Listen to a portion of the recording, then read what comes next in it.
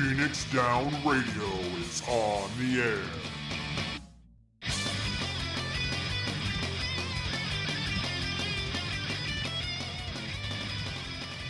Welcome, everybody, to Phoenix Down Radio. We're on the wrong... I set it to the wrong thing. Hey, there's some notes. Do it bad? No, I didn't do it bad. I just have it set to the wrong... There we go. Good to Phoenix Down Radio Amateur Hour. Basically, you know what? This is why you join us live here at twitch.tv/Phoenix Down Radio every other Saturday night, because then you can see this shit. Welcome to the segue game, where we try to make segues to everything. No, I had to make a change last minute, and I forgot to then change the scene in my my stream deck. So when I hit the button, it went to the scene that was already programmed for it. It did what it's supposed to do. I didn't change it. That's on me. Anyway, I'm watching because the actual Twitch is lagged a little bit. Yep. Like, I'm just like, what is he talking about? Oh, yep, nope, that's dumb. All right, that's legit. Yeah. So it happens. I forgot we weren't going to be in game, so I didn't change the scene to the other one. So yeah, we're fine. We're good. It's all good. So fine. So anyway, welcome to Phoenix Down Radio episode number 149. I am your host, Klaus Nightbringer. Joining me is Ataliz, because unfortunately Sayre is not feeling well today. He was gonna join us, and he kind of went from 100 to 0 very fast, and we hope he feels better. He had a heck of a day, sounds like. So, but how are you? I'm doing good, man.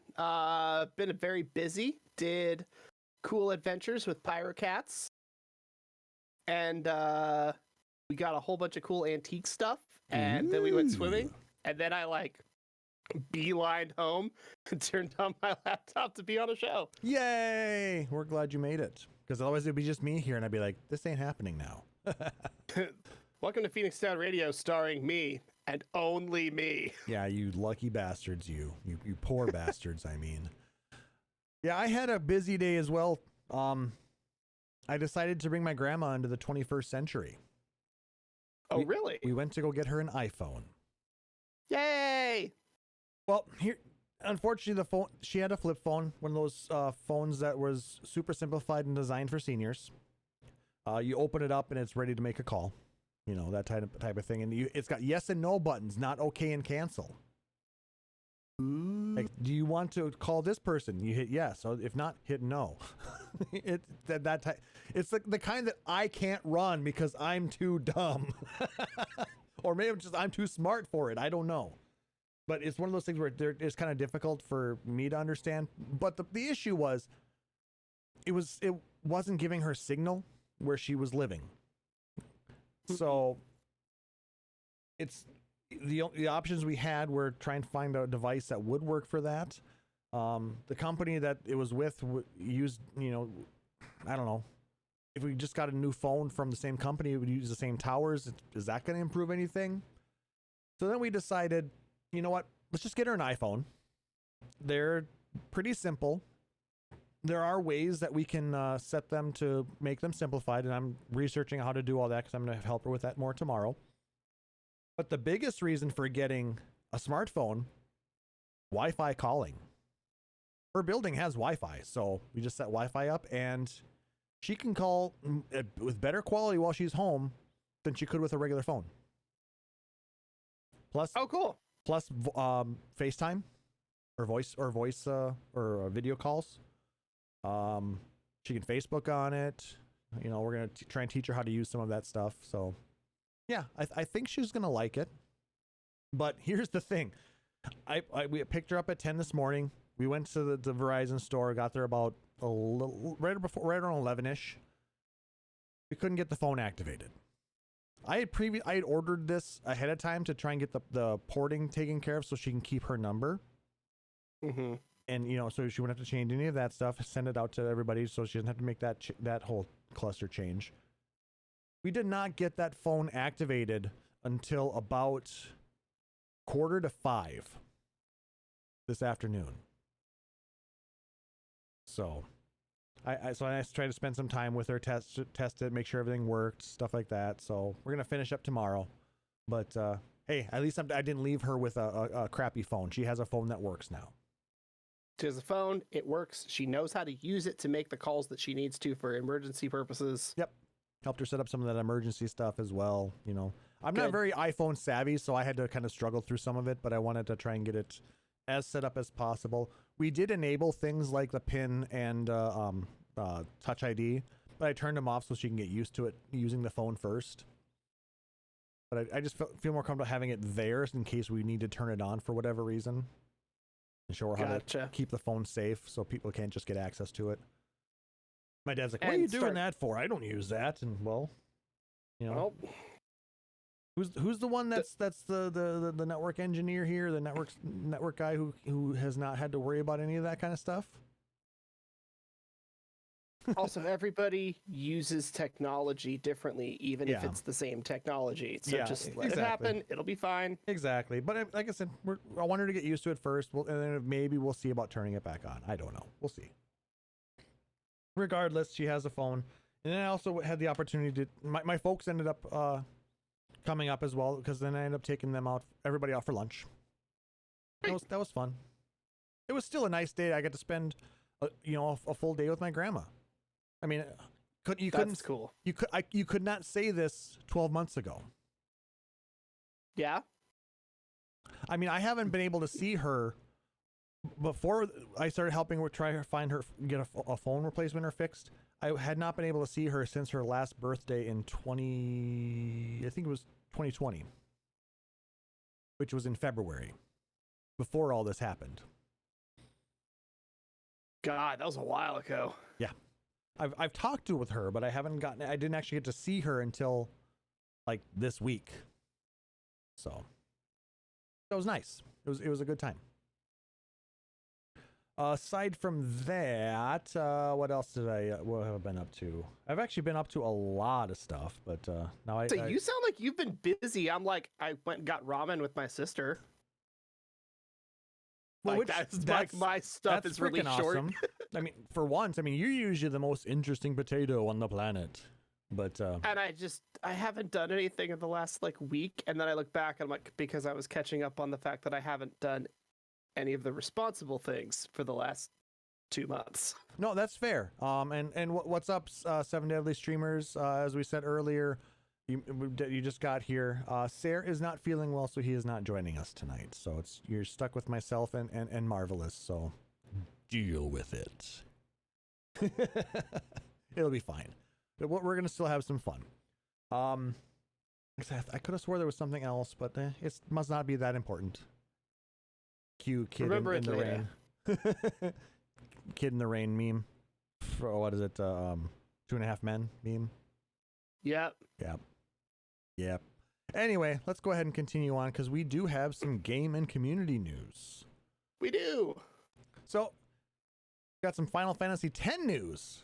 Aside from the news that I will be playing Final Fantasy X-2 in sometime in August. So that is still coming, but that's not the news we're here to talk about. What we're here to talk about is the Final Fantasy X devs are not ruling out a Final Fantasy X-3. Okay. So you didn't play 10-2, and I don't did blame play you. 10-2. I just didn't like it. Okay, fair enough. It's a job-based game that's action-oriented. It's very weird. It wasn't my cup of tea back then. There's a data log that you can just read, in the HD remaster for PS3 and PS4, and it's just it takes Steam. about half an hour to read, and it's just the story of what 10-3 is supposed to be. Mm-hmm. And I'm like, I read it. It's stupid and undermines all of the messages and narrative that you did in 1 and 2. Why? And now they're like, hey, we're not going to rule this out. I'm like, no, rule it out. It's weird. Doesn't make sense. Yeah, but like I said, there's still a possibility. According to 10-2 director Toriyama, the possibility is not zero. We're just not done making Final Fantasy VII Remake yet, so we're not in a position to talk about that. So, who knows? Question mark. Never gonna get Revenant Wings 2, am I? It's fine, I don't want it. It's such a bad game. That was the Game Boy or the DS version for 12, right? DS 12 spin-off. Yep, I had bad that. MOBA thing. It was I beat it. It's fun, but it's not good. I had it, but I didn't get to play it much because unfortunately I lost my DS after that. So, friend borrowed it, never returned it. Rip. Rude. Anyway, not friends anymore. Good. That's how that goes. Yeah. Final Fantasy 11 news. Apparently, Final Fantasy 11 was supposed to end with the PS2, but the PC is what kept it going. That actually tracks. Yeah. That makes sense to me. This is a article that I happened to find from PlayStationLifestyle.net, and redirecting. So, no, I don't want to give you guys any more money. I'm keeping my ad blocker on. Right. So, like, okay, I really liked 11, but it definitely was a little weird to play in a lot of structure because just we didn't have MMOs quite. Asheron's Call was peak MMO. Like, we had some stuff to figure out still. PS2 worked, but it was missing a lot of stuff that made life easier. That was way easier if you had a keyboard and running it on the 10 key. But just running a game on the 10 key felt weird because you have a mouse and you have the other 70% of the keyboard, and 11 just doesn't care. No, 11 does not use a mouse.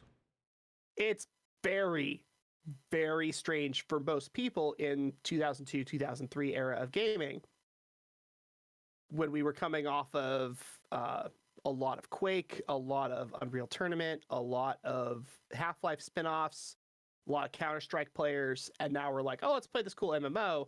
What do you mean I don't use a mouse? But I understand that if they had it on the PS2 and they're just like, well, it's going to live the life cycle. How long did they produce PS2s for? A long ass time. It was like 2016 or something absolutely bananas. The console servers for Final Fantasy 11 shut down in 2016. That's when official support for it died. It was done. But yeah, I remember, let's see. It's a long time. Yeah, I got my PS2 in 2000. And this game came out on the PS2 in 2004, I believe it was, in the US. I was beta testing it in 2003. Something like that. But the PS2 was produced until 2013. Okay. But I mean, that's 13 years of producing a console. That's bananas. That is a long time. Yeah. And then, like I said, they were supporting this game for the PS2 for an additional 3 years afterwards. They were going to shut down all the servers, but there were so many people playing on PC where, that they decided, well, we'll just bring everybody together.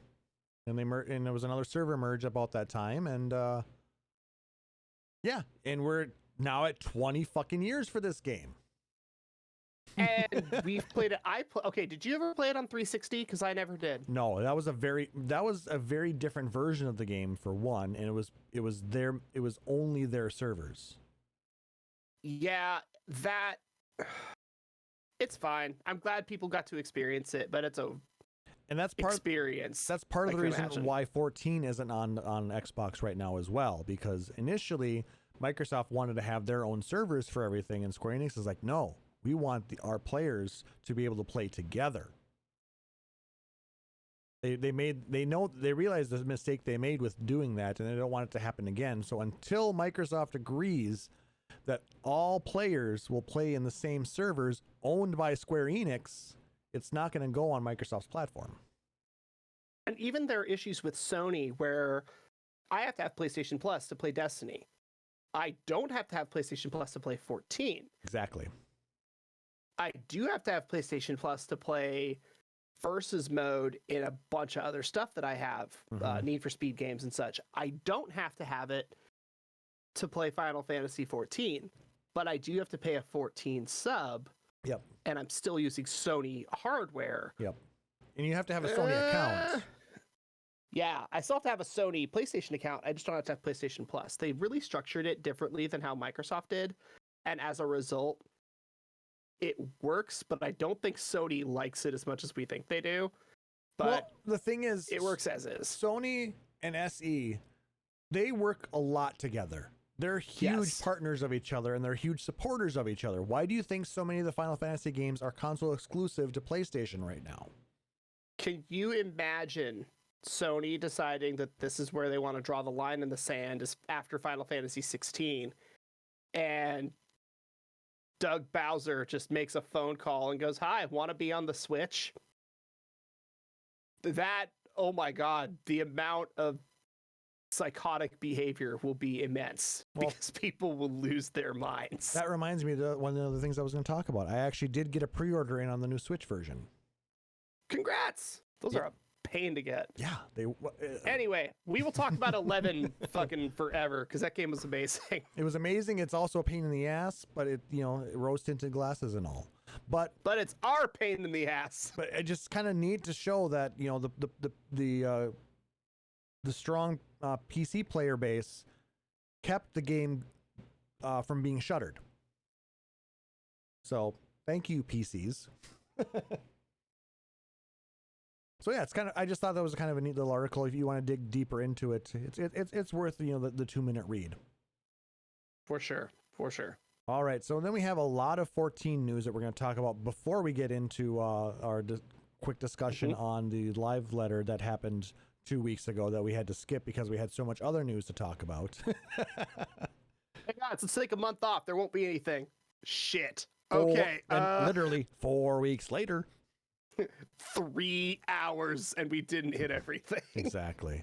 Well, it was only 2 hours and 20 minutes, I think. But anyway, It was a while. Anyway, in 14, we have a Make It Rain campaign going on right now. So you can get the Rainmaker hairstyle again. There's some new games that you can buy with MGP, and they are fucking amazing. You can get the new housing mini games. Yeah, the Finer Miner, Out on a Limb, and you can get the Moogle's Paw. So you can now get 6 games for your housing items. And of course, I bought them all and I put them all in the FC house. So also have enough MGP to just buy every new thing that drops the day it drops. Yeah, well, yeah, duh. I mean, and I even spent 3 million MGP like a month ago because I capped. And I had to, otherwise I was going to get nothing. But I'm back up at 7 point some million again because it's Make It Rain. Oh God! Because remember you've got to do your weekly fashion report because that's going to give you a lot. 90,000 if you hit 80 plus, and if you hit the 80 points. Yeah, and if you have the either the FC buff or the squadron buff that you get. You can get 99,000 MGP. Special shout outs to Rory Fenrir, who in our Discord will usually post. Yep. Shout out to Nick Nar for doing it this week. Did Nick Nar do it this week? Yeah. Yep. For posting the results of what you need to put in order to get those points because, it's handy. Yeah, shout out to Rory and Nick Nar for putting up something that we need to shout out Kyoko Star for. Yes, because they for sure. Kyoko Star puts it out on the subreddit every week, so thank you to them for putting in all the work for doing that. It makes it a lot easier for us to find stuff. They also put it out in like an hour and a half. Like, I have no idea how they figure it out so fast. Insanity. The other thing is there's also a new minion. You get the Sabatender Senorita. Oh, I don't have that. I should fix that. You have to go pick that up. I like minions. All the MGP items are at 30% off, I believe, or in that rough area. Like the games, instead of being 300k, are 200k MGP each. Any of the glamour stuff, if you talk to the special attendant, you can get like for the 100k stuff for 70k. Stuff like that. So if you don't have a 9 million MGP like I do. You can definitely save a pretty penny and do that. Plus, you can earn it so freaking fast. It's insane. But yeah, that goes until August 11th, so you have plenty of time to do it. Some more. And this next bit was something that I saw and didn't believe and had to pause my very not busy day to make sure that it was real. Yeah. Final Fantasy 14 has a lot of new players, Asmongold being part of it, and frankly, WoW dipping in popularity again. Mm-hmm. Final Fantasy 14 temporarily halted digital sales of the game due to overwhelming popularity. How many copies do you have to sell out of a digital game? Well, and that's the funny thing. I think they just halted it. Everybody kept saying, "Oh, yeah, they sold out." You can't fucking sell out on something that's digital. All right? No. However, you know and I know that you can't assign an infinite value. No. So what they assigned was a 9,999,999 value that restores to that amount every time you reset the servers or a 24-hour clock passes or whatever. Yeah. So so my brain, when it said it's sold out, because I know how online platform gaming works, I went, did we sell 10 million copies of a game in a 24-hour period? Because, oh my God, I want to know how, because that's amazing. Obviously, that's not what happened. They just had to halt it a little bit because it was so popular that a lot of players were having difficulty logging in, and new players were experiencing difficulty getting anything done because there was just so many people in every single major city on Eorzea. Yeah. I mean, there was a point in time where every single server on North America was not allowing new player signups. Yeah. Every server was halted. There were, on some servers, hundreds of people in queue. It could take 20 to 40 minutes to get logged into the game. It was that crazy, especially over on Aether, where Asmongold and a number of other WoW players have come over with their player base and their fans, and they are joining them there. So, but it's absolutely insane. Remember how 2 weeks ago I said, "Oh yeah, we're gonna, pretty soon we're gonna hear that SE hit at the 20 million mark." Well, according to this article, more than 22 million accounts are registered with the game.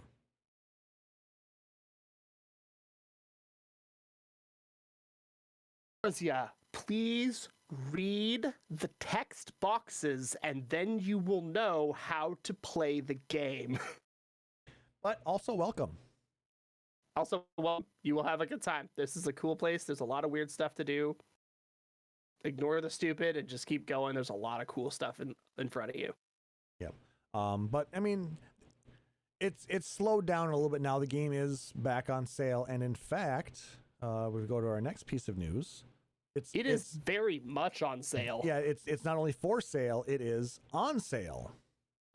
If you go to the NA store or the Square Enix store in general, you can now get the complete game for $24. That's everything. Yeah, I mean, that's Heavensward, Stormblood, Shadowbringers, Realm Reborn, everything up through 5 point whatever. Yep. And for PC, it still comes with a free month. Mm-hmm. Which is like what, $13, $15? I don't remember. Well, the standard subscription is $15 a month. If you have the the standard is $13. The expanded one where you can have multiple characters on a server is $15 a month. 15 or 16. It's $24 for. I mean, how long does store take? Well, 75 hours, 100 hours, somewhere in there. Heavensward, same story. Realm Reborn, probably more. You're looking at 400 hours of gameplay without hitting extreme content and skipping Eureka. No, I think it's actually gone down. I think people have been able to get through ARR in like sub 50 hours. That's true, because they simplified a lot of stuff. But just the fact that we have this much game content, because the kind of general rule is I want to play a game for 1 hour for every $1 I spent on it. If it's a $20 game and I play it for 15 to 20 hours, I'm kind of okay with it. It's not so bad. $60 game and I only played it for 25, 30 hours. I'm pretty mad about it. This is a 400-hour game for $24. That's amazing. And this, you're telling this to the guy who has like 700 days of in-game time. I don't want to talk about how many hours I've logged in Sega GT. I just don't. It's bad. But is it Same anywhere story. near 700 days? I mean, the game didn't even last that long, so no. But And I know there are people who have more. I had number one times on like 3 or 4 tracks, which doesn't sound like a lot, but it was a Dreamcast game, so there was only like 12 tracks. So Okay. it was a lot. All right. And with the surge of new players, a lot of them are coming from WoW. A lot of people out there are saying that Final Fantasy 14 is destroying WoW right now. And you know No. what? Yoshida says don't say that. Come on. Nope. He's not happy to say people are saying Final Fantasy 14 is beating WoW. In an article from PC Gamer, he said this: Blizzard is definitely aware, but without World of Warcraft, A Realm Reborn wouldn't exist. WoW was the game we constantly looked up to. He also showed his disapproval for the conversation surrounding which game is doing better, saying, our goal was to recreate a Final Fantasy version of WoW. So saying we won or lost to WoW is off base to start with, because they were the game we were aspiring to be. I think that coming from old school Pokemon player, something that I had to explain to a lot of people coming in is it's your rival. He's not your final boss. He's not your enemy.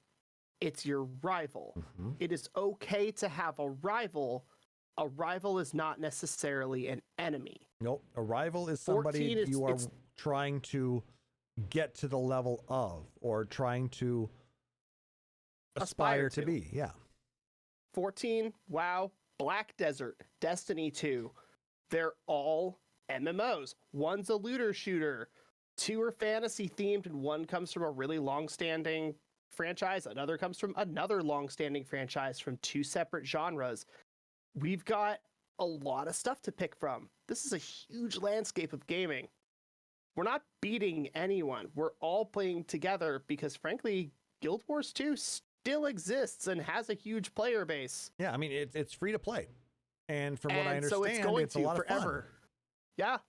And it's going to continue to get support it. from the devs. We're not against each other. No. We're playing. The goal is, I mean, from a business standpoint, the goal is entertainment. And if you don't have a player, their entertainment is coming from somewhere else. So yeah, you're going to start figuring out where that entertainment's coming from. Maybe going, they like that. What if we brought that in here? Mm-hmm. Oh, they don't like that. What if we patched that out and didn't do that anymore? And you can see across things like Guild Wars, World of Warcraft, and 14, you can see us kind of rise and fall into certain things that we're doing just because sub stuff works and attracts players. Yeah, we still have Lords of Verminion. I don't get that one either, man. I've been trying for like 4 years. I got nothing. I can't put anything to it. No, it's kind of a cute little RTS, but yeah. I plugged a mouse into the PS4 just because, oh my god, controller is terrible for Lords of Verminion. Yeah, 100%. But I played it, and like I actually decided to like play it in earnest just to see if it was something that I'd missed or I didn't understand or there was more nuance to it. And I just determined that running nothing but FF1 fighters endlessly into the wall until you wins every single AI scenario. So I was like, all right, I'm out. I never went with that. I went with, there was when it first came out, I actually wanted to try and, my goal was to get through the 24 of the different scenarios so I could get my Tuntania minion. Mm-hmm. There were a few, I monitored, some of the other people's strategies, and, there was a couple of them where if you just had there's like 3 or 4 different minions that you would run. You would build up these over here, then these over there, and then you would just, keep them up, and then you would replace as needed and run them into. Eventually, you'd run them to this side, then this side, and you run everything to the center. Done.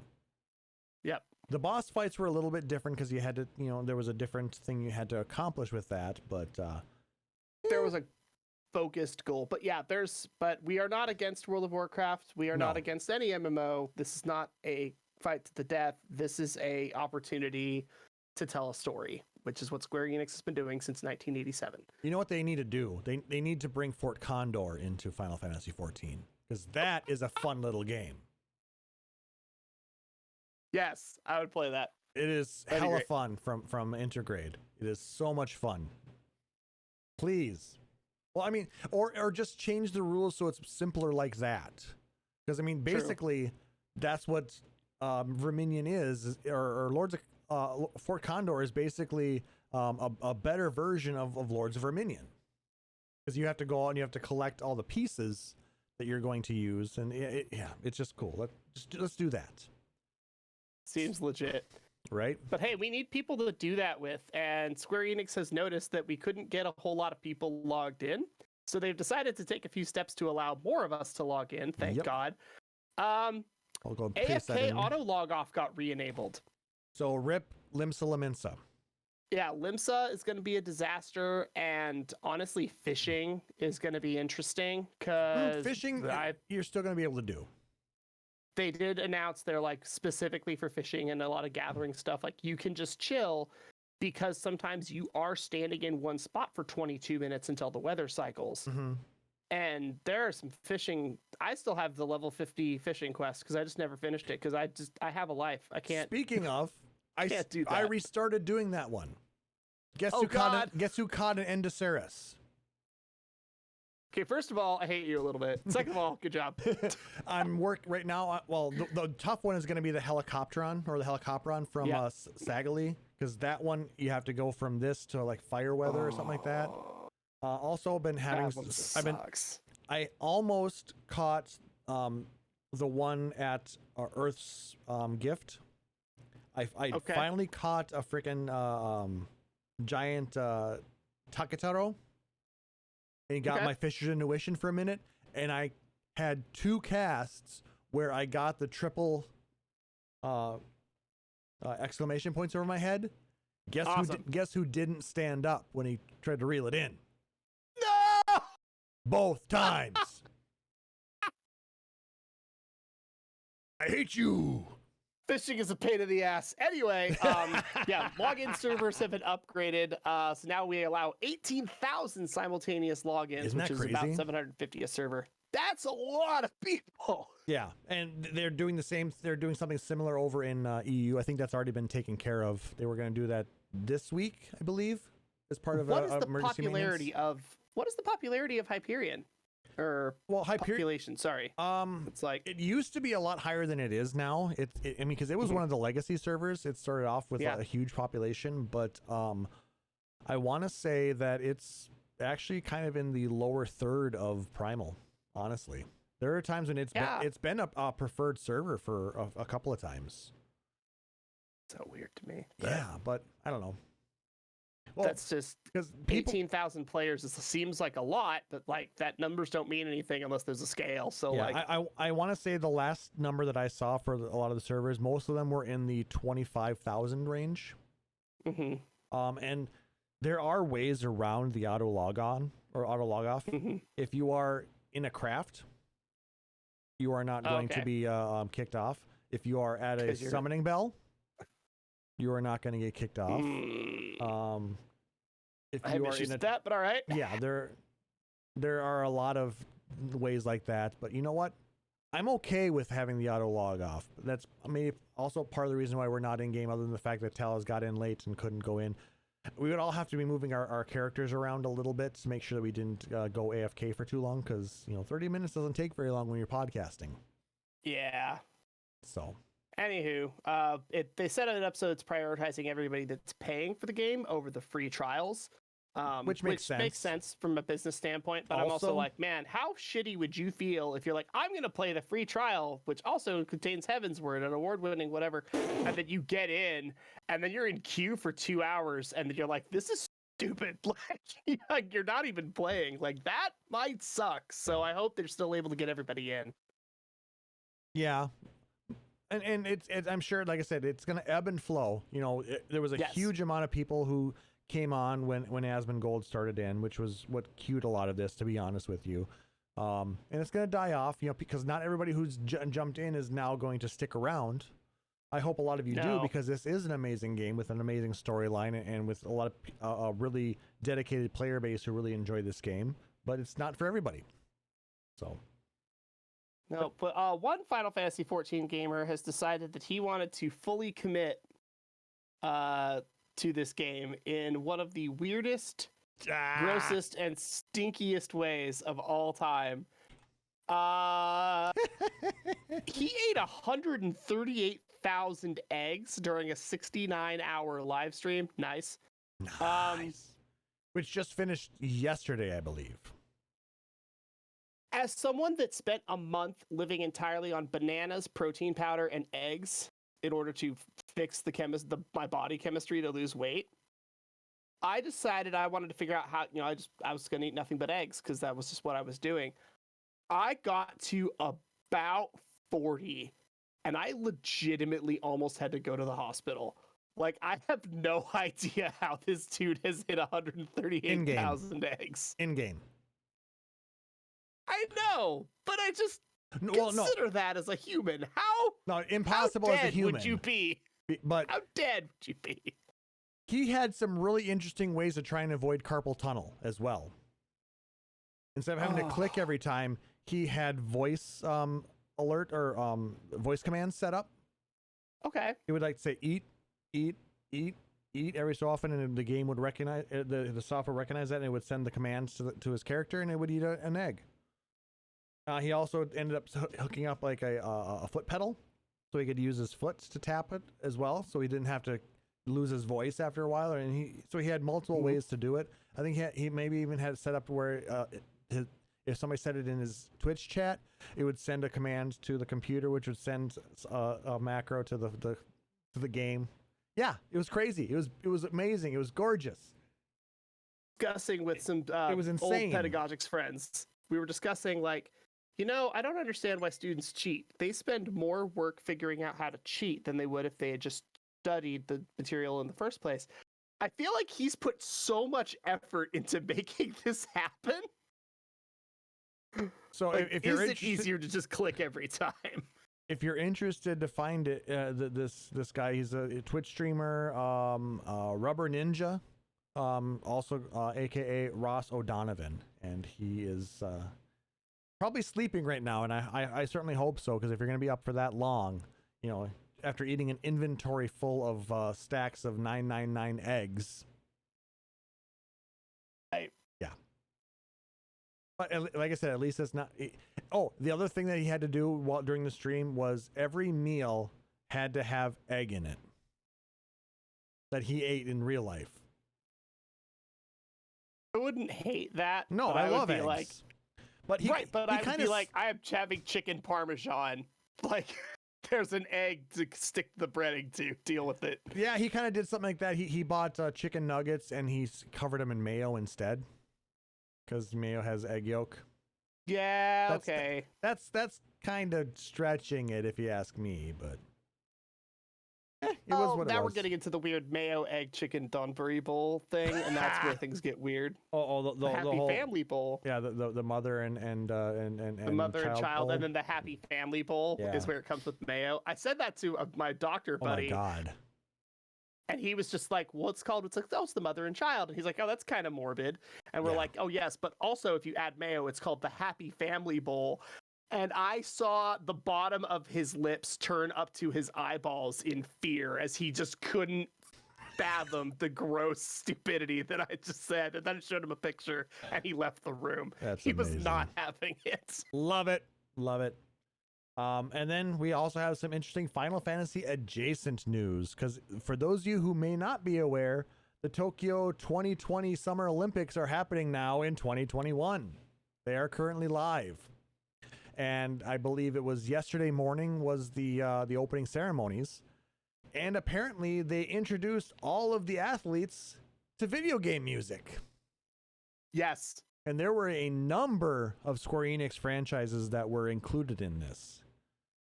Including from Final Fantasy, they had the Victory Fanfare and the main theme. From Kingdom Hearts, they had Olympus Coliseum and the Heroes Fanfare. From Dragon Quest, they had Roto's theme. Chrono Trigger featured the Frog's theme and Robo's theme. And they had the Saga series had the Minstrel's Refrain, which Saga series medley from 2016, and Nier had Song of the Ancients, which Final Fantasy XIV players will recognize from the copied factory raid. So SE was very well represented. Also, they had songs from the Tales of series, Monster Hunter, Ace Combat, Sonic, Pez, Phantasy Star, Universe, Gradius, and Soul Calibur. How crazy is that? I think it's so cool that because we've always kind of been like, especially on this show, we've talked about, hey, it's more than just MIDI. Like, game soundtracks are real music, and there's a lot going on. And the fact that they're like, hi, this is the music that, other than J-Rock, that we are known for. Now, granted, and they just threw it out. These were all orchestral versions of these songs, you know, which, you know, we hear a lot of those, you know, especially if you come hang out with us. I play those quite frequently. So I mean, it's not, they didn't actually play the actual game or music from the game. They played orchestral renditions of them. So it was a little bit more palatable to the non-initiated, but to us, listener. But to those of us in the know, we were all like, "Oh my God, they're doing the victory fanfare! That's cool!" It's so fun. They're coming into Robo's theme, those suckers. You know, that kind of shit. So it's awesome. I will say, in the event that I'm ever in the Olympics for something, I want to walk out to Frog's theme, because that music is freaking fire, and I would love the hell out of it. I've been looking so hard to try and find video of this, but unfortunately NBC is being absolutely stingy on all of this shit. So that's because they can sell it afterwards. Yeah. So unless you have a VPN, you might be able to find it somewhere else, but unfortunately, I don't have that right now. Maybe I'll have to invest in one. You know, maybe NordVPN can come sponsor us, or ExpressVPN, one of those. I don't know. We'll see. Express is the better of the two. I think so. Anyway, I think so. You can maybe support Mikey Chen if you like Strictly Dumpling. I think he has a thing with ExpressVPN. That dude is awesome. Speaking of, sorry, we had to get food in somewhere. I'm catching up on the chat here. Pyrocat says the sewing machine was apparently made in 1928. That's pretty neat. That's a almost 100-year-old sewing machine. How old is your crafting gear? Right. All right, so we're gonna jump into some discussion and news from the last episode, because we just had way too much stuff to talk about. It was kind of nice coming back to that, though. That was a great episode to come back to, though, I thought. It was fun. But, you know, just before our last episode, there was a 14-hour broadcast for Final Fantasy XIV. And we had a live letter happen during that. We're still going to use the information from Nova Crystallis. Oops, I didn't want to do that. I accidentally got rid of the link part of it. I wanted to copy it. So if you want to follow along with us, only copy. You can go ahead and check out their website. They do an amazing job of keeping up with Final Fantasy and Square Enix news, so go give them some support. I know you don't have a PC, Talas, but you did watch the benchmark trailer, did you not? I did. Some of the stuff that we get to see that's going to be coming up in Endwalker is freaking amazing, isn't it? We got to see. Excited. I'm reluctantly excited because I'm dealing with burnout. I acknowledge that. But it does look like something that I'm going to be interested in playing. And it looks like there's going to be a lot of content that is going to be kind of a lot more shifting to what we think of as the game. Because when we came into Stormblood, like the trailer had like the really cool scene with the samurai in the alleyway. Mm-hmm. When we came into Shadowbringers, we had the trailer where he's switching between jobs in the fight. And this is coming in with more footage that is like, here's cool stuff that you get to do now. But you don't get to just walk in and be a hero anymore. No, remember, you have to do stuff. Remember, though, those trailers were the actual cinematic trailers that you were talking about. This is the benchmark trailer. This is the one that shows us all the cool stuff. All of their benchmarks had similar things as well. Oh, This might be a different one than the video that I was watching. Okay, then. so I just linked this one to the chat. Like I said, this is what this one the benchmark always shows off things that are going to be coming into the game. Like we get to see they of course show the Warrior of Light Derplander in the Paladin gear from level 90 that we're going to be able to get once we get leveled up and through the game. But it also shows other Warriors of Light in other jobs. We get to see all the AF for all of them as well. Some of the new moves coming up. The fact that we are fighting with Garleans against a number of what appear to be like Void Scent or some other type of potential demonic / lunar possessed beasts and fiends is quite interesting. And yeah, I have not seen this trailer, man. I'm watching it live right now. So, I mean, it's pretty trippy. This is, and like I said, this is what plays through as you are testing your system. So, I'm curious out there, guys watching this live at twitch.tv/PhoenixDownRadio, how many of you have played this on your PC, and what were some of the scores that you got? Just kind of curious. I had posted my score in our Discord. With of course the new 3080 and a Ryzen 5900, I was able to score just north of 22,000 points. So I think I'm ready for the game. Wait. Plus, the other cool thing about having the benchmark is, like the last one, we get to do a character creation with the Bunny Boys. So Lord. There actually was a contest. I think it's maybe good. I think you can still enter until Monday the 26th, where you can either post your score or a snapshot of your bunny boy from the character creator to the official Square Enix Twitter page, and you can have a chance to win something. So you can get yourself a Scarf of Wondersuite that you missed in the last Moogle treasure trove. If you really need it. Yeah. Oh. Yeah, I have to watch this later because I haven't watched this yet. It's really Sweet. good. It's really good. I enjoyed it. I thought it was pretty well done. Except for I still cannot stand that red mage hat. It's terrible. No, the hat's dumb. The hat's dumb. The rest of the armor is beautiful. I love it. I'll probably end up re-glamoring it on my red mage, but I'm keeping the level 70 hat because that hat is bomb. That is a solid hat.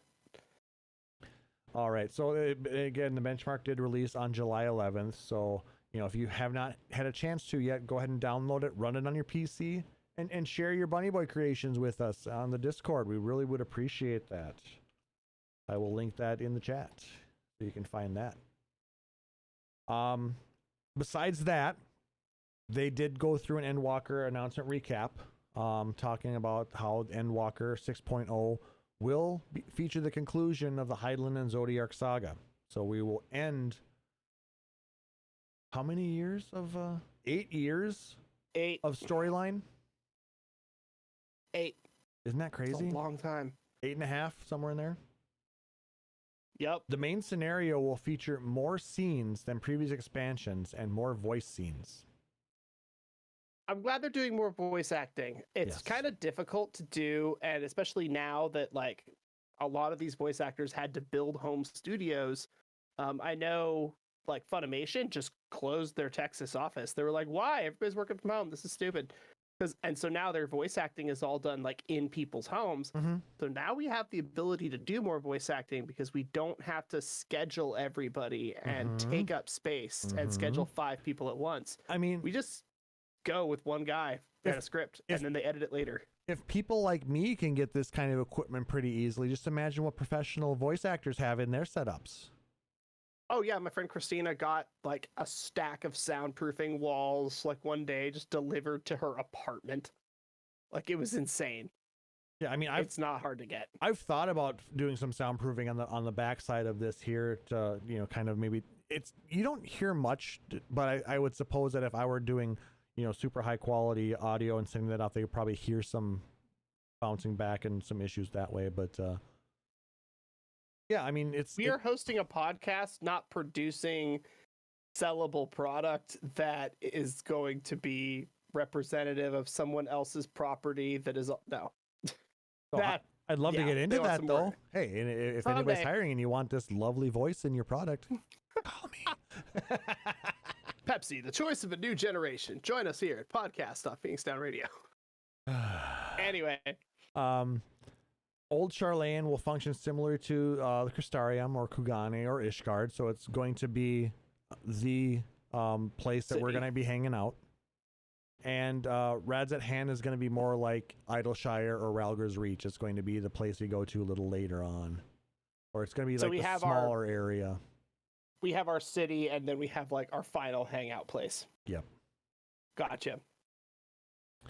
You'll be able to use Explorer mode to visit Endwalker dungeons, but not right away. You'll have to wait until an expansion patch, but they are going to be adding that in, which is nice because I think that's kind of a neat thing, especially if you really want to get a deep dive into some of these dungeons and not just run them as the Soulless Loot tunnels that everybody else seems to use them for.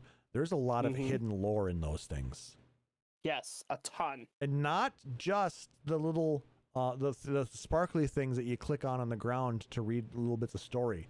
If there are NPCs or anything else that's around there, sometimes you get those little pop-up dialogues that if you read those, there's some really interesting stories happening there. So make sure that it's an opportunity to check all that out. So Sage and Reaper will be added as new jobs, of course, and Alfie and Xenos will take on these jobs in game as NPCs or people we fight NPCs. against. Did I say NPC? NPC, where it's a non-player character with a name that's going to do stuff. Also, Alphino has had, I think, 3 jobs, but also Realm Reborn jobs didn't really exist because everybody had Cure, everybody had Protect, everybody had Stone Skin, everybody had really Fast Strike. It was dumb. This is really his only job change. He's been an Arcanist since the beginning. Yeah, that's actually, he kind of has been. Yeah, so he hasn't changed his job. It was Alice who changed her job. You know, she was the first one because she was kind of not as good of an Arcanist, I think, because she had a book too. And then she Alice switched over to Red Mage. Alice, Thancred, and Y'shtola changed her job. Yep. And Urianger also changed because he used to be nothing, and then he was suddenly an Arcanist. I thought he was a Thaumaturge to start with. Was he? I don't remember. I'm not going to play through Rumberborn again to find out. Sound off in the comments or email us. No. That was Radio. That was Papalimo who was the Thaumaturge. Now I'm sad. All right. Sorry. Fine. Yeah, I'll live. What would have Urianger been then? If you know, email us podcast@radio.com. Lord. All right. Spy? That's not a job. That's not a job. So was he a rogue? No, that was Thancred. That was Thancred, technically. Who was also a paladin, I think, at one point too, wasn't he? He was a paladin. He was a paladin back when paladins could use knives and bucklers. It was a while ago. All right, so the new 8-man raid Pandemonium will be released 2 weeks after launch. The Savage difficulty will come 4 weeks after launch, so 2 weeks after that. Okay. And then the 24-man Myths of the Realm will not be released until patch 6.1. So we're doing normal. our 24-mans at 0.1, 0.3, and 0.5? Yep, just like in the past. And the story, the 8-man and the Savage for that at 0, 2, and 4. It works. It works. Don't mess with it. Yep. People are used to it right now. Okay, so here's the information on that lottery system that people are still... We don't have full information yet, but a lottery system will be implemented for housing. Requirements will be added to participate. You must deposit your gil. You cannot use a free trial account, things like that. And they will post more information later, because I think the biggest question people have right now, do you get your gil back? How much gil do you have to put down? Is this going to become the new gil sync for Final Fantasy XIV? If I put 1 million gil down and don't get a house, I'm going to be pissed. I'm going to be really pissed. If I put 500,000 gil down, I'm going to be pretty pissed. If I put 20k gil down, not so much. I don't really care. Now, what I would like to see is something like it is 100 or 500 or even 1 million, but you get it back. Or it's a one-time buy-in, and then the lottery is just forever randomized, and you might get it eventually. Maybe. We'll see. I don't know. We don't know yet. More information will be available later. Please look forward to it. Also, the other question that comes from this, is this going to apply to everybody? If I want to move my house, am I going to have to jump into the lottery to do that? Or can I just still move like I can now? I have a feeling that it's going to be just for people who do not quite own a house yet. But if you do have a house, you can slide in and move. But then your old plot will go for lottery. Who knows? We'll have to see. They might make it so everybody has to do that. Hassle. Keep your house if you want it. That is what the answer is here. Also, there should be a house available in the Goblet in about a week because Bannon hasn't checked his in a while. Is he not subbed right now? He's like me. He's like, I finished the MSQ and I just don't care about anybody. So he just pieced out. He's like, I'll deal with this later. All right. Then they talk a little about data center travel. Travel between data centers will be available in the same region at first. So the Japanese data centers will be able to transfer between each other. The NA data centers, the Europe, and then Oceania, yada, yada, yada. So we can go to Aether and Crystal, but we can't go to like Mana or Elemental or whatever. Got you. It's fine. Yeah, but it will come. We will soon be able to visit our friends in Oceania. That'll be nice. Yeah, but they need to make sure that they can get it to transfer amongst the data centers that are local to each other first before they can address pushing it across the world. Because they're basically taking your character data, copying it, marking it as inactive on your home center, and moving it over to an entirely new set of servers, a new server farm, and making it active there. You are effectively a debugged character. Your data is being transferred temporarily over to this other area, because I believe you actually have to log out and back in order to switch to a different data center. So here's the other catch, though. If I mean, it's like the Pokewalkers, right? You know, if you lose your Pokewalker, you just say that your Pokemon finds its way back home, and then you don't get the experience, you don't get the levels or whatever, because it copied your Pokemon, and then you'd go off on your Pokewalker, and then if you lost it, it would just reload from the original version. So let's say I copy my character, and then I go to Crystal or Aether or whatever. We already know that if we move around at our data center and we buy something, finish a quest, get an achievement, whatever, and then we go back to our home server, we still have credit for doing that thing. What happens if we start going to, let's say, Oceania and completing something before reset on a Monday night, and then we come back to our home server and it's after reset? Can we then double dip on stuff between Monday and Tuesday? Reset is at the same time on every server. So is it 6 a.m. or midnight or 9 p.m.? It's based off of midnight Japanese time. Okay, cool. Every server. Boy, oh boy, because I did not... I mean, that would have been really dicey. Yeah, but that's why reset is set that way. It's set to midnight in Japan, because they want to make sure that that's why our reset happens at 10 a.m. for me. It's like 8 a.m. for you guys. Oh, is that what it is? Okay. That's why that happens. Yeah, I think it's like 8 a.m. Tuesday or something. Yep. I don't know. I'm not up at single-digit hours, because so it doesn't matter. That's midnight Japan.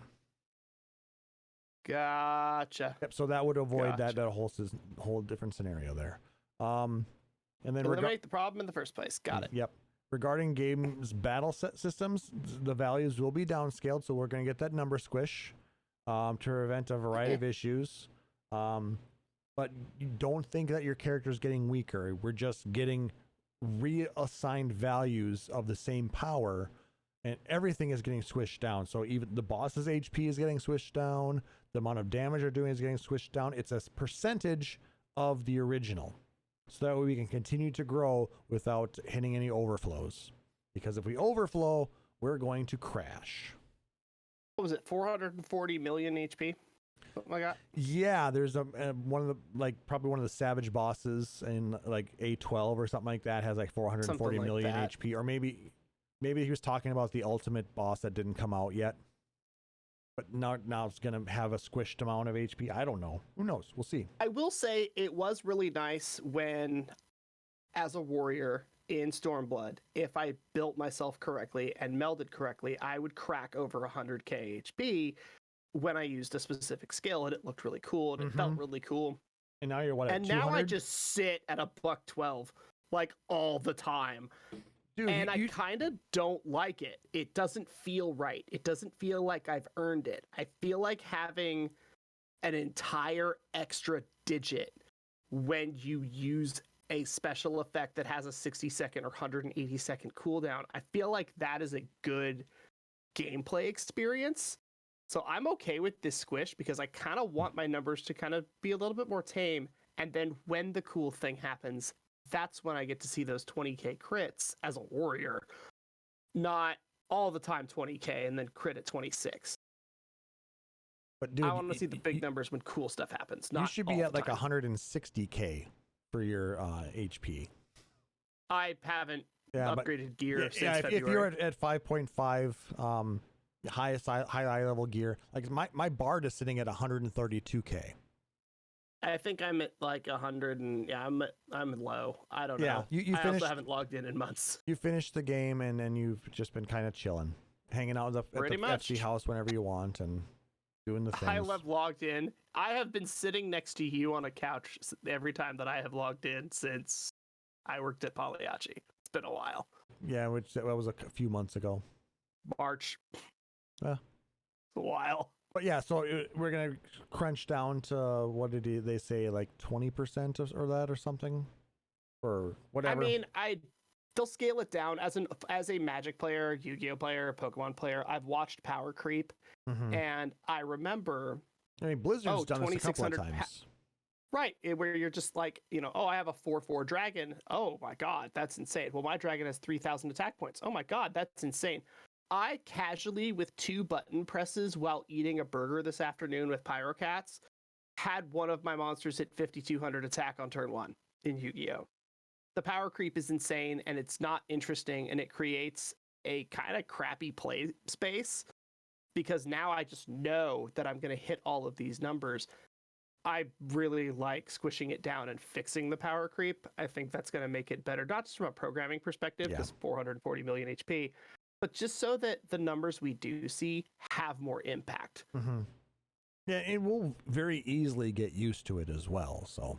Oh yeah, it'll take honestly, it's going to take me a couple days, and then I'll be fine. Yeah, I'll be sad to see my 132,000 HP disappear, but we're going to be back to that point by level 90. Anyway. Yeah. Well, okay, I think a tank capping out at like 110, 120k HP is kind of a lot. I think a black mage capping out at 60 or 70k is probably fine if we scale everything else to match that. Exactly. Where they're able to do 50,000 bursts of flare and whatever, but instead of 150,000 bursts of flare and whatever. Figure out how to cast Fire 4 as many times as you can. That is black mage. Yep. Matt me in the comments, I dare you. Belts are going away, and we're getting additional the additional slots are being reallocated to main hand and rings. So that's good. Ooh, a piece of right side gear that we put on the left side for some reason. I mean, the belts should have been visible. Yes. They used to be visible, I believe, in 1.0. They were. In 1.0, belts used to be visible. Boob and butt sliders actually kind of worked. And now it's just like, nah, your belt is attached to your top, depending on if you're a Disciple of the Hand or Disciple of War. And it ends up being an invisible piece of gear that gives you a modicum of stats similar to what you get from a ring. I used my weekly drop in the 24-man to get something that isn't gonna glamour, that's only 3 eye levels better than the HQ crafted piece, that I can only meld 2 materia to instead of 5. Yeah, I'm down for belts going away. But there's. But you could turn it in for seals in the your grand company in the next expansion. Awesome. Now I have 4 ventures, and in an hour I will have 4 pieces of garbage to sell. You're not wrong. Or I'll get 4 pots of black dye, which has happened. Yeah. That was fun too. But we do need 50 slots for weapons and 50 slots for rings. 100%. Especially for rings, especially because we have twice as many rings because we have twice as many hands. There's 2 slots to equip to. Which I never understood that either. That didn't make sense. I'm glad that we didn't have a left ring slot and a right ring slot, so that we had 2 sets of inventory to sort through. That would have been a pain in the ass. But yeah, more spaces for rings makes sense. And if anybody is still working on leveling classes or is a really heavy crafter, they have 13, 14 weapons just sitting in their inventory at all times. That's half of your slots. That's a lot. So having 50 is going to be really nice all across the board. Yep, and you're going to be able to have some of those alt weapons for glamour. Like, if you're doing the relic quest, you have to have a secondary weapon for the class you're working on with it, because they require you in certain points to put that weapon in your inventory in order to turn it in. While still being a warrior, red mage, monk, whatever. Yep, you have to be that job to turn the weapon in for that job. So some people went out and bought a level 1 bow or gun or whatever, just so they had something they could equip. So they could turn the damn thing in, so they could then go sell it for 3 gil. Yo, dog, we heard you like gear, so we put gear in your gear. But yeah, it is what it is. I'm glad we're getting some more slots. Though I still wish they would make rings 1 slot period. Because having to have 2 separate rings, and in a lot of cases, the fact that like your upgraded ring, like the tombstone ring, it's unique. Yeah, you can't have 2 of them in the current set. You can have 2 of them on the old stuff, but you cannot have 2 of the same ring for current gear. In most cases, for your that's purchasable by tombstones. How annoying is that? So now you have the crafted one, the upgraded tome, the standard tome, and the 24 man, if there is one. There isn't one. The raid. The raid one, yes. Yeah. And now you're just like, cool. So now I have to pick between 5 rings, and I need to pick the best 2. Yep. Which is generally the augmented ring and the raid ring, but half the people don't raid because savage raiding is a lot more difficult, and for people who have, full-time jobs, trying to find a time to schedule a regular meeting time with 7 other adults who have full-time jobs. Yeah, good luck with that. Rory says, me either. The bracelets cover both wrists. Yep. Yeah, exactly. Earrings cover both earrings. Well, twist the numbers around. Some earrings are just single, and a lot of times they are a pair. I mean, here's the other thing. We're crunching numbers down, right? Mm-hmm. So if we get rid of 1 ring and we get rid of 1 belt and we just leave the system as it is, I mean, I understand why they actually kind of does a lot for the math. Yeah, I understand though why they didn't get rid of both rings, because they would have to double up the amount of stats you get from the ring. And that's too many stats in one piece. Mm-hmm. Welcome to 7.0, where we have 1 ring. And then they just they would have to adjust all of the accessories, because they're adjusting the accessories now, I think, or it might be the left-hand stuff where they're increasing it a slight bit to compensate for the lack of a belt now. It's going to be right-hand side. Okay, so it is going to be the accessory side that's getting compensated.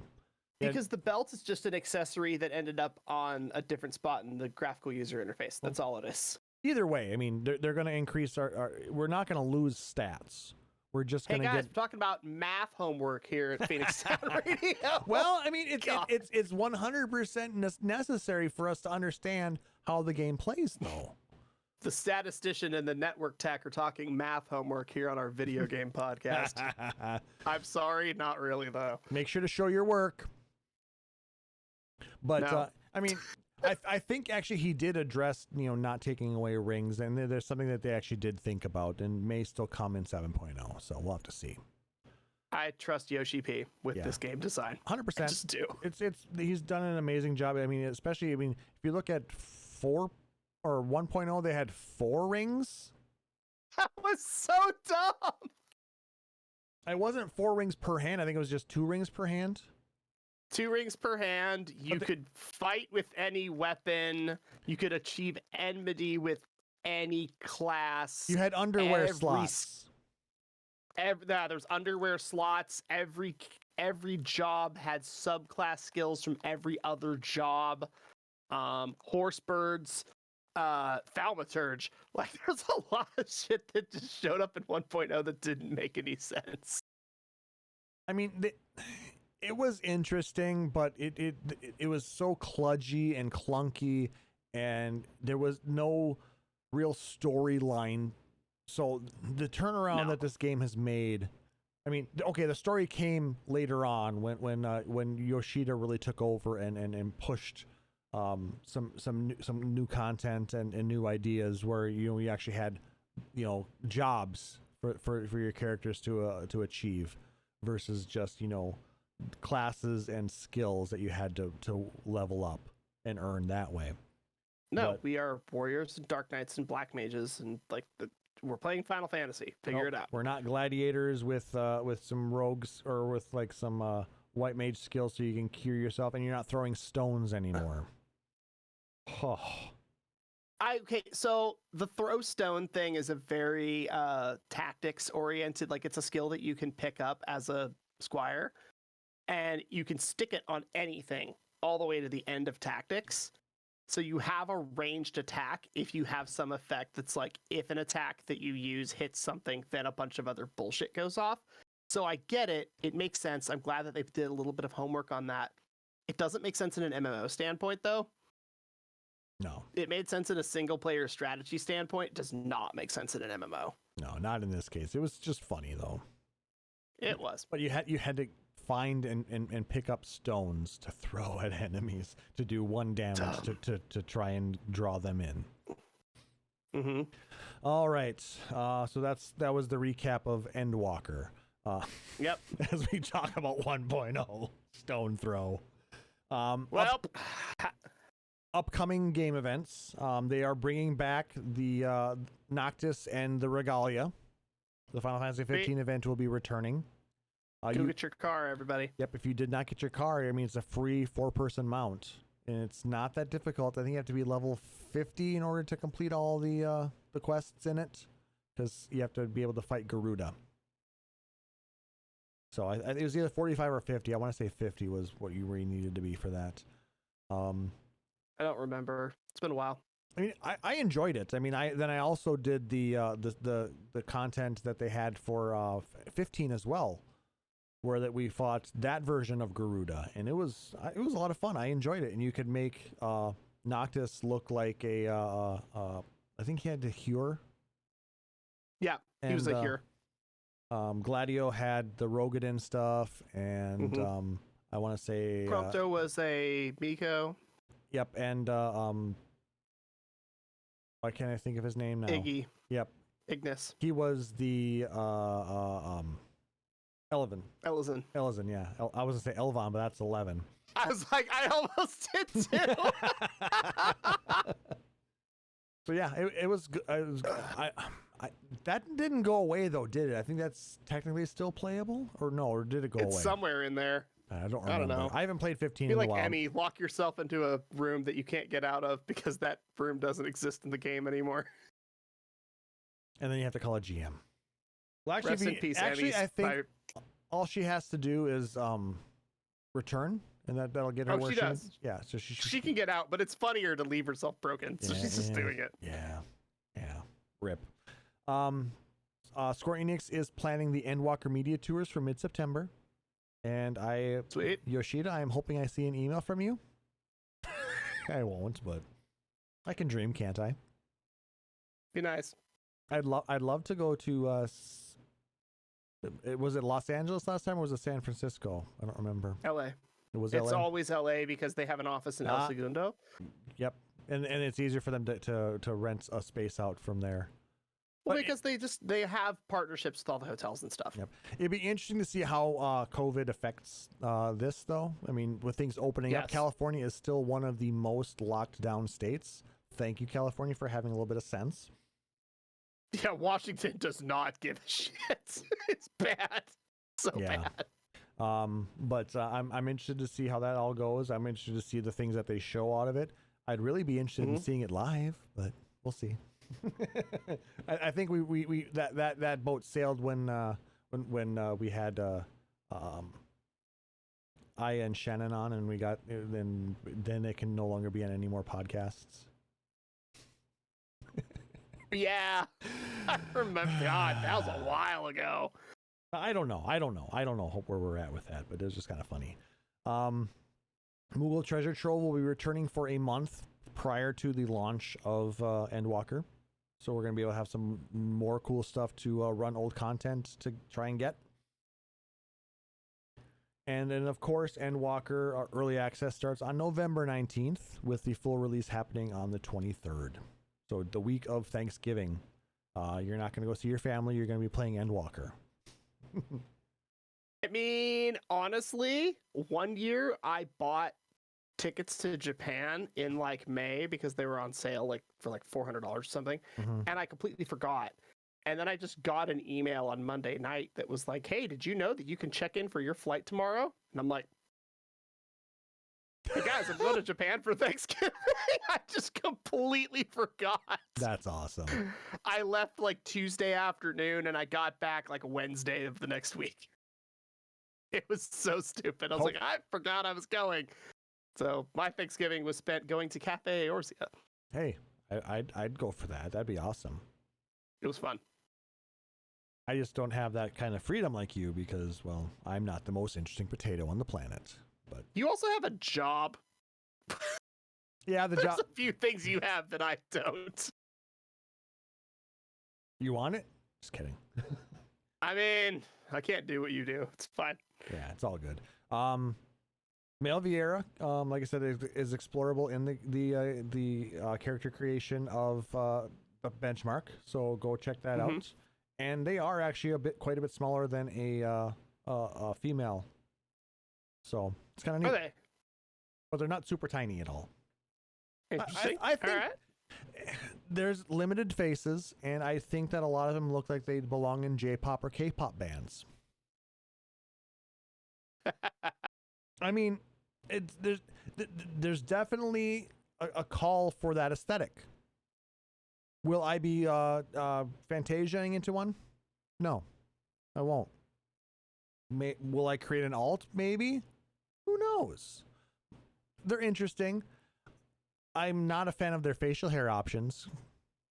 You get either a mustache or a goatee, or you can combine the two. But that's one thing the game needs to improve on is more facial hair. I feel like if your options is 1, 2, or 1 and 2 at the same time, just don't give me the options at all. Yeah, and they're not the greatest designed. I don't think either. They look really rough. It's interesting. I think they don't fit.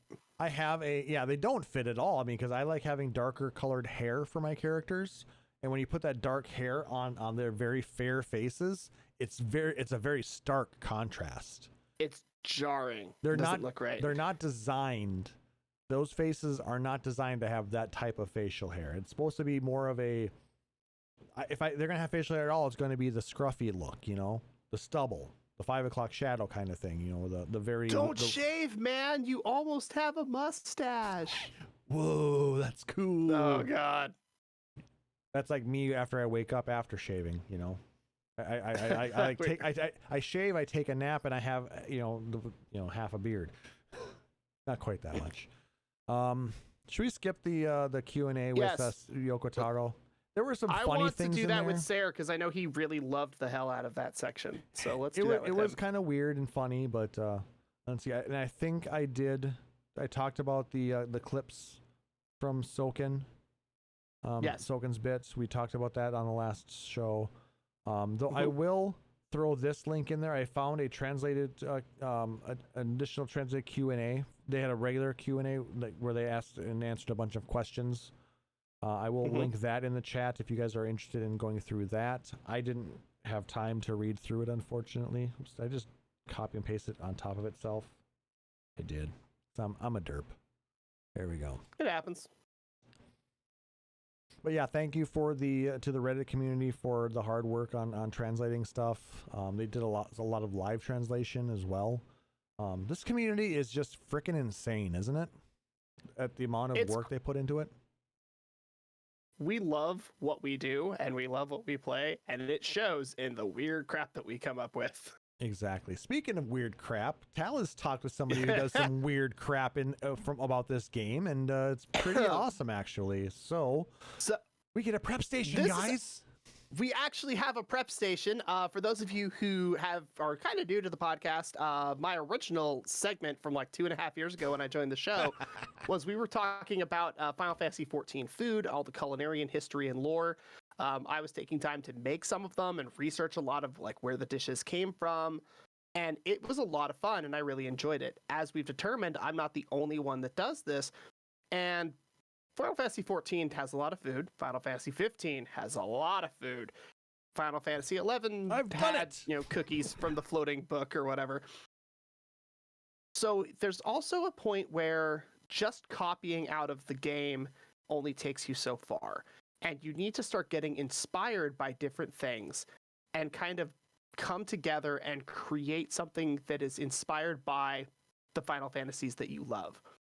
So, new friend of the podcast at Moogle Cafe on Twitter, operated by Kay. Moogle Cafe is making foods inspired by some of our favorite Final Fantasy stories and characters. And she was super, super cool and was able to sit down with me and we kind of talked out a little bit of what's going on. I'm going to link her Twitter in the chat. And if you are not part of the Discord, now is your time to finally join the Discord because this is a full-on presentation. There's going to be pictures being thrown into the Prep Station channel. If you can't, if you're not watching live, definitely jump into our Discord later and check out these pictures because it's food and let's be real, you eat with your eyes. So I first saw Kay's post in the KupoCon group on Facebook, and I kind of asked her to talk me through the images of hot dogs that she was posting. I said, talk me through the recent items that you've done. She's done a lot of stuff, but we're starting with a recent thing. Her response was, oh, sure. Well, let's start easy. The Dinched is based off of a cutscene near the end where our dear Final Fantasy VIII brawler stuffs his face full of hot dogs. She has decided to do hot dogs as, there we go, dragging the first picture in there.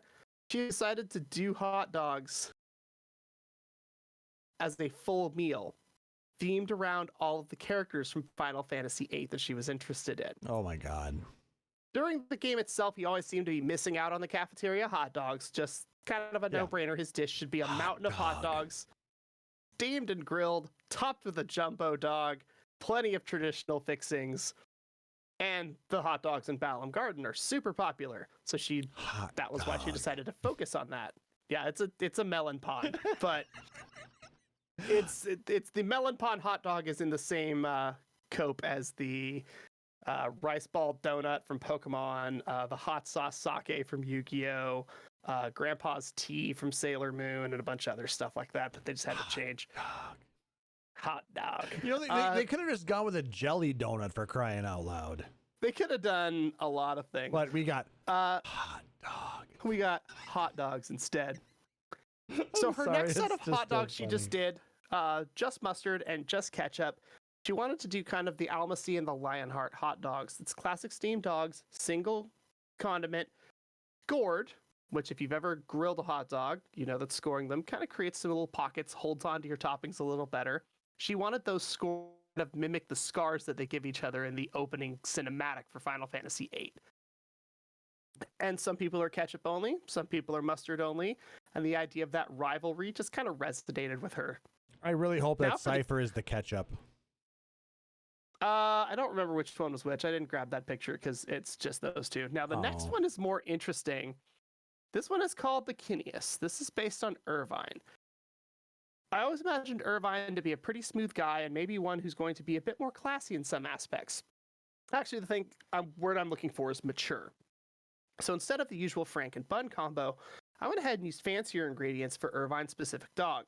Ciabatta bread, spicy Italian sausage, spicy mustard, dressed with lettuce and tomato.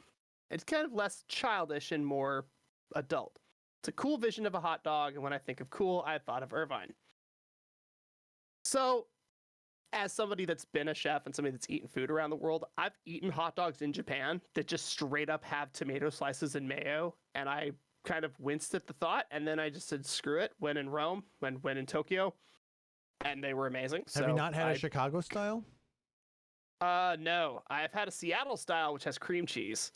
Well, I mean, the classic Chicago is it's got slices of tomato, the neon green relish, onions, mustard, sport peppers or hot pepper, and celery salt. Yeah.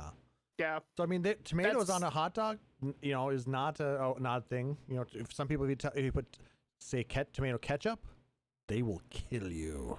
I'm not a ketchup fan, but some of my friends are, so I just let them have whatever. It's fine. I know. So here's I started asking her, like, what other stuff have you done that you were really interested in? Tell me some stories about some of the weird things you've made. And she talked me through a set of Mughal cookies that she made, where she wanted to do the tray of all of the different small cookies, where it's the checkerboard one and the one that has the filled circle and the heart shape and the sugar press. And she wanted to make a tray of cookies. So she did. She spent several hours across several days learning how to make a sugar cookie dough, flavor it to vanilla and chocolate, and set it up in rolls so that it all baked correctly, and she was able to get a really cool, unique set. She's also made placemats for her Mughal Cafe, so if you are watching along in the Prep Station channel, you can see that she has placemats under all of her art. They're super cute, her actually. Followers, they were one of the really cute ones. That's why I grabbed the picture. Her followers on Twitter and on Instagram, she asked and said, hey, what do you guys want me to make? If you could make me make anything, what is it? And of course, there's lots of pictures floating around of the Cafe Eorzea grand prize. If you win the grand cactpot when you walk in, you get a free dessert for your table. And the dessert is roughly the size of a dog. It is enormous. It is absolutely, and you take it out, they put it on your table, and they take your picture, and they give you a copy of the picture, the whole bit. You can either try to polish it off with your friends, or if it's just you or just two people, you can get a card so that you can pick it up another time when you have more people with you. Or if you want to, the kitchen will break it down for you, and they refer to it as recruiting a party. And they break it down onto different plates, and they serve it to everybody in the restaurant. Aww. So that way everybody gets an opportunity to decide it. That's pretty cool. It was a very cool idea. She said, I want to do the honey toast. I'm not doing a honey toast that has a 32-ounce champagne glass full of pudding and a honey toast and cookies and 12 cookie sticks. And she's like, no, I'm doing a more simple honey toast. That's just the chocopan and some pudding and some chocolate. But she didn't have the pan. She didn't have the square baking pan. And thus, she had to start getting a little bit creative, because when you don't have the right tool, you have to make it.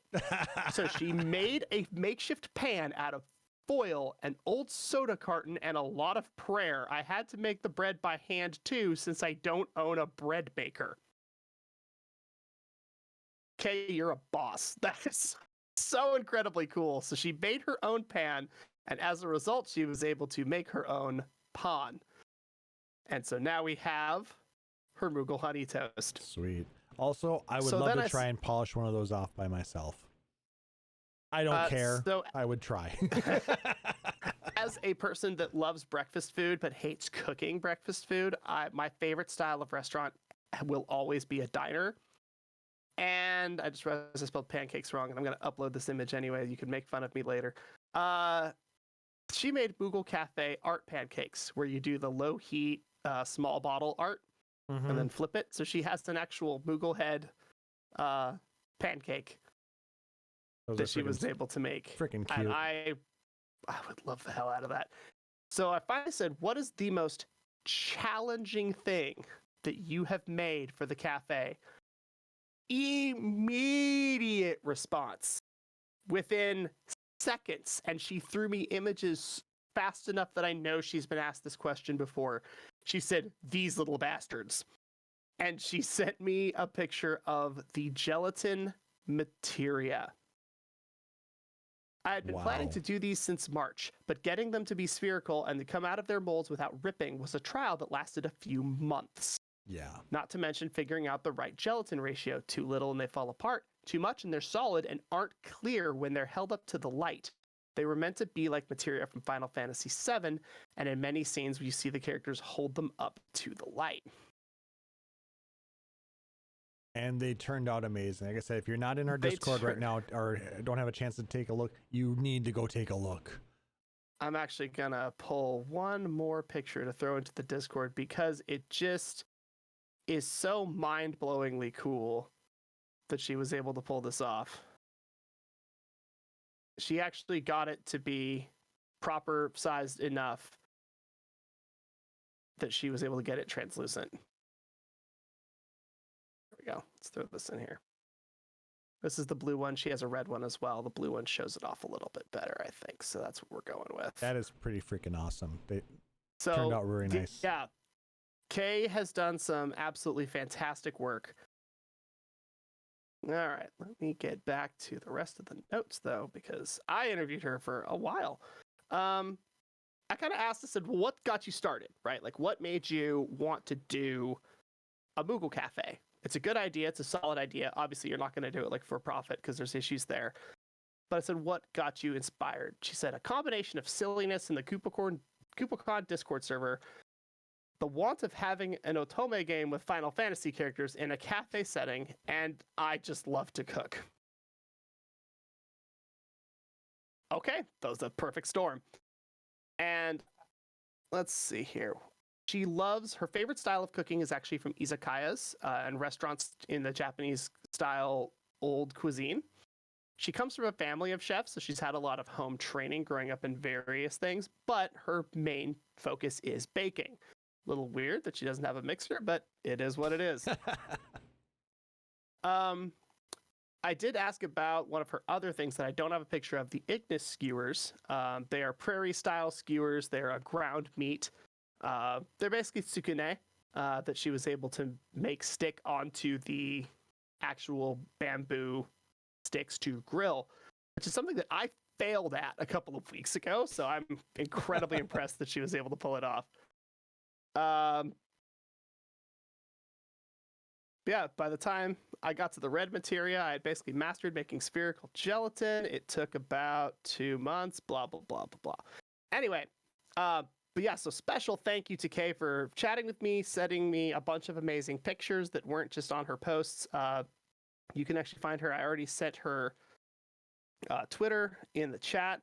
I'm also going to go ahead and throw her Discord link in the chat, and I did touch base to make sure that I could do all this first because I wanted to get everything right.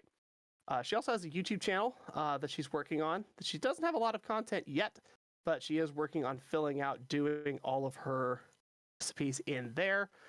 So a special thank you to Kay for all the super cool food, all of the super cool stories. As a thank you, I sent her a copy of an izakaya cookbook that I'm a big fan of and cooked a lot of things out of. So I wanted to make sure she was continue to be inspired to show us more awesome Final Fantasy related food. Freaking sweet. I love this community. I really do. The things that people we had are a lot of fun. Inspired to do, you know, based off of a video game, it's insane. And yeah, I'm so glad you were able to do this interview with her. It'd be really cool to, you know, check it back in with her later on and see how she's going, and maybe have her on the show if she's interested. So she's actually in your time zone, so that is potentially possible. Sweet. We'll have to maybe check back with her and see what's going on. So definitely go check out her Twitter and her YouTube, and give her a follow.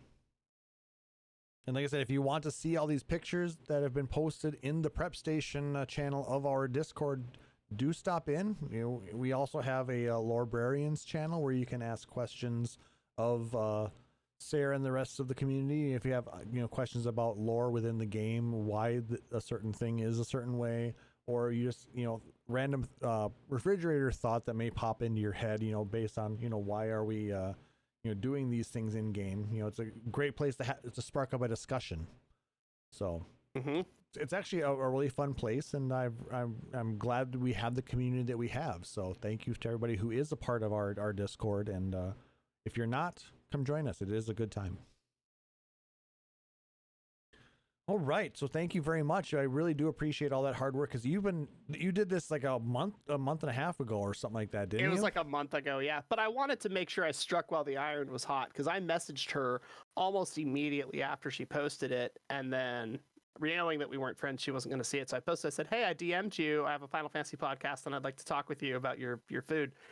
And she was like, I'm getting interviewed. And I'm like, is that okay? Do you have time? I'm going to ask you some really stupid leading questions just to get answers in text so that I can quote you. And she's like, thank you for doing this the right way. And I'm like, I've been interviewed before. It's fine.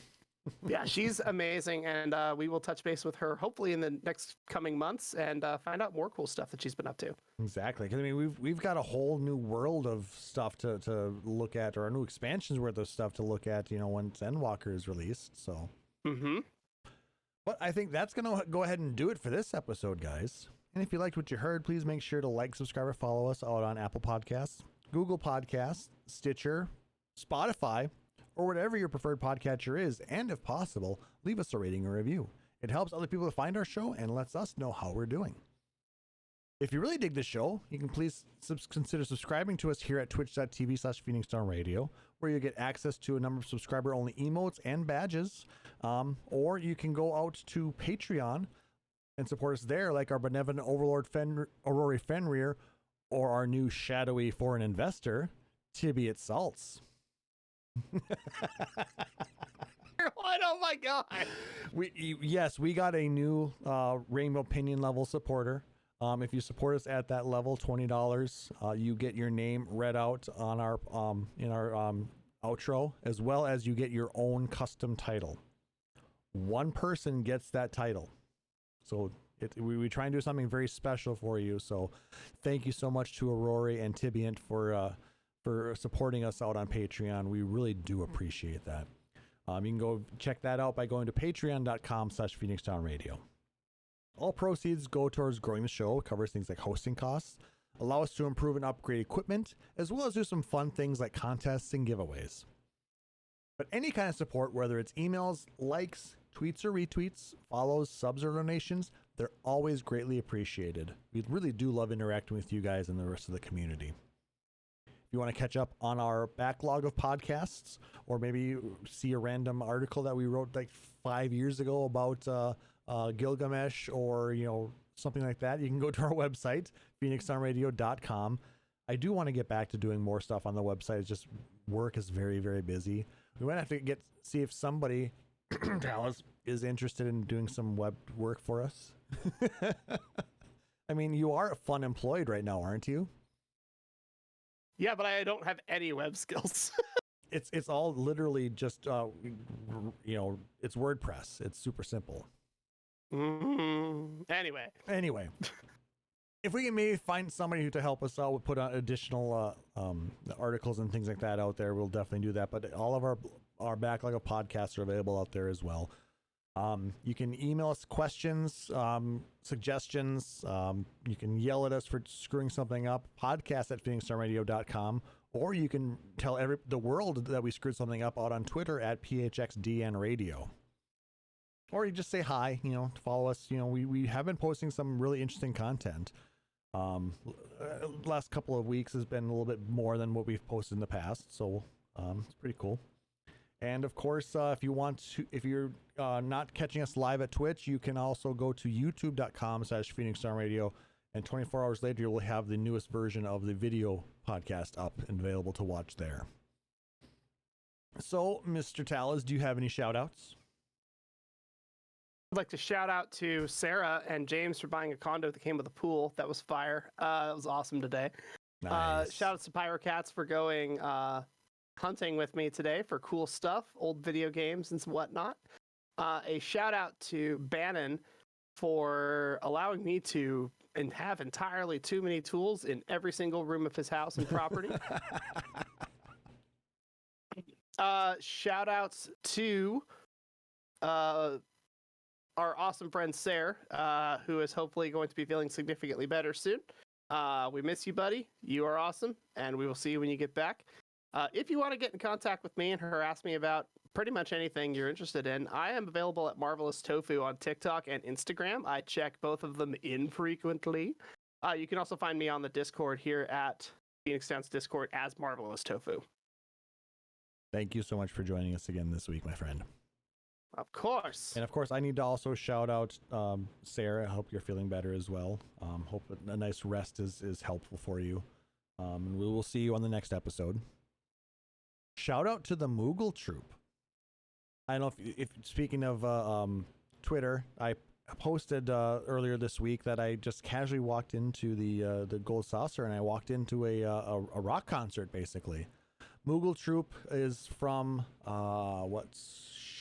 I forgot their what server they were on. I'm a terrible host. I know I should have had all this information ready to go. It's all good, man. Let me find that here. I need to go to the tweet deck. Yeah, we do this stuff live because we don't get, we give very little damns. We just do what we want to do. And it's fun. Exactly. Let me bring this. Okay, Moogle Troop are out of the. I can read this here. But they had it listed here somewhere. I know they have it listed here somewhere. I know, because I've read it and I saw it. They've got to be somewhere on Primal because otherwise they wouldn't have been able to visit Hyperion. But they joined us, and there was a party of 8 Lalafellas dressed as Moogles and their conductor, and they were doing just some amazing covers of music. Oh, it was so cool. I tried to record some of it. I remember seeing these guys. So I could share it with you guys after getting permission from them, of course. But unfortunately, when I tried to record it via OBS, it did not pick up the game sound for whatever reason. So rip me. It is what it is. But no, they did an amazing job. I guess they've been making server tours during the Make It Rain campaign and performing at the Gold Saucer on a lot of different servers. So very cool. It was freaking amazing. I guess they've done some work. They joined LunarCon. I think they had an online thing. Okay. They did a Mogstock concert. I think they may have, places that they go for on a lot of different servers, because they were on. This one was Mateus, which was Crystal, but then they also were over on Excalibur, which is Primal. Yeah, I think they might be everywhere. So, but freaking awesome. If you happen to catch them, they're amazing. Follow their Twitter at Moogle TROUPE. And it's a lot of good. It's a good time. They do a really good job there. So, so shout out to them. That was a lot of fun. Aside from that, just shout out to everybody who's catching us live here at twitch.tv/PhoenixTown as well as listening to us on the podcast. We really do appreciate each and every one of you who listen to our podcast as they go live. So thank you so much. We hope you continue to enjoy our random shenanigans. So for my co-host, Tal is Marvelous, for the missing Sarah Timono, who will be back next time, and for myself, I'm Klaus Nightbringer, wishing everybody a wonderful evening. Thank you so much for joining us, and we'll catch you on the next one. Take care. Phoenix Down Radio is a production of PhoenixDownRadio.com and Illusion Productions. Final Fantasy XIV and Eorzea are trademarks of Square Enix. In-game content for Phoenix Down Radio is the copyright of Square Enix. Opening music for Phoenix Down Radio is provided by Guilty Gear Rock You. Check out the Metal Chocobo theme cover and many other music videos at youtube.com/Guilty Gear Rock You. Closing music for this episode is provided by Guitar Wanker 90. Please check out their full version of Matoya's Cave and other rock video game covers at youtube.com/Guitar Wanker 90. The views and opinions expressed in this episode are those of Phoenix Down Radio and its hosts and do not reflect the views of Square Enix.